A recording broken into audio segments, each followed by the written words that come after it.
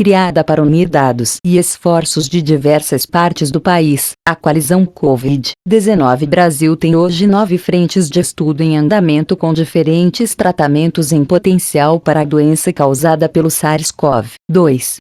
Nesta quinta-feira, a coalizão publicou os primeiros resultados de uma destas linhas, a que testou a hidroxicloroquina e ainda a hidroxicloroquina somada à azitromicina, e revelou que estes medicamentos não trazem melhoras no tratamento da doença. A publicação veio no New England Journal of Medicine, considerado o periódico médico com maior fator de impacto do mundo no relatório Journal Citation Reports 2018, da consultoria Clarivate Analytics.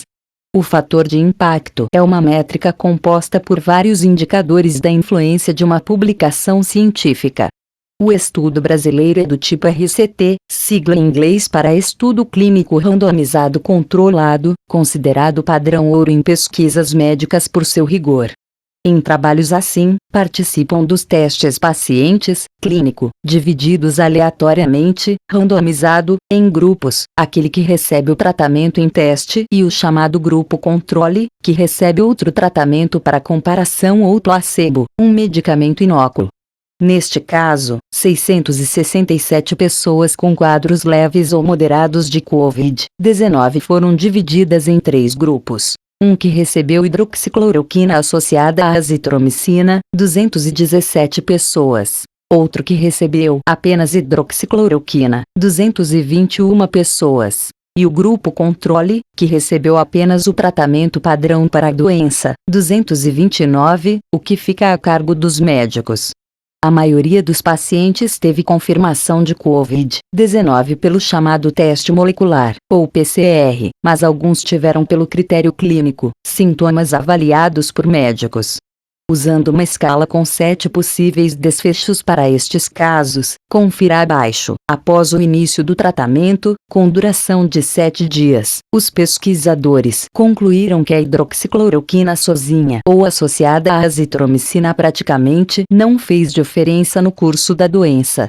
Ao 15º dia após o início dos tratamentos, os pacientes foram classificados por seu estado de saúde segundo a avaliação dos médicos, em uma escala que vai das situações mais tranquilas às mais graves por causa da Covid-19. 1. Paciente em casa sem limitações às atividades habituais. 2. Paciente em casa com limitações às atividades habituais. 3. Paciente hospitalizado sem necessidade de oxigênio. 4. Pacientes hospitalizado com necessidade de oxigênio. 5. Pacientes hospitalizado necessitando de ventilação mecânica não invasiva ou cânula de alto fluxo. 6. Paciente hospitalizado necessitando de ventilação mecânica invasiva. 7. Óbito. Os percentuais de pacientes em cada nível da escala foram muito semelhantes em todos os 3 grupos, mostrando a indiferença dos tratamentos testados. Por exemplo, na classificação 1, a mais leve, estavam 69% dos pacientes que receberam hidroxicloroquina e azitromicina, 64% dos que receberam apenas hidroxicloroquina, e 68% daqueles no grupo controle. Na faixa 7, de óbito, a distribuição foi respectivamente 2%, 3% e 3% entre os pacientes de cada grupo. Coautor do estudo e médico do Hospital Sírio-Libanês, um dos fundadores da coalizão, Luciano César Pontes de Azevedo afirma que esta escala é sugerida pela Organização Mundial da Saúde, OMS, como uma métrica para pesquisas com a Covid-19, ainda mais para estudos multicêntricos como esse, que envolveu 55 hospitais pelo Brasil. No mundo, já foram publicados outros estudos RCT com a hidroxicloroquina e com a cloroquina, da qual a primeira é um derivado, mas poucos em revistas renomadas com revisão dos pares, ou peer review, uma avaliação e aprovação independente do trabalho por especialistas da mesma área, envolvendo centenas de pacientes em vários hospitais ao mesmo tempo, como é o caso do estudo brasileiro. Um estudo multicêntrico tem a vantagem de aumentar a reprodutibilidade do estudo, ou seja, a capacidade do resultado ser generalizável é grande. Quando se trata de apenas um hospital, os resultados podem estar sujeitos às características daquele local.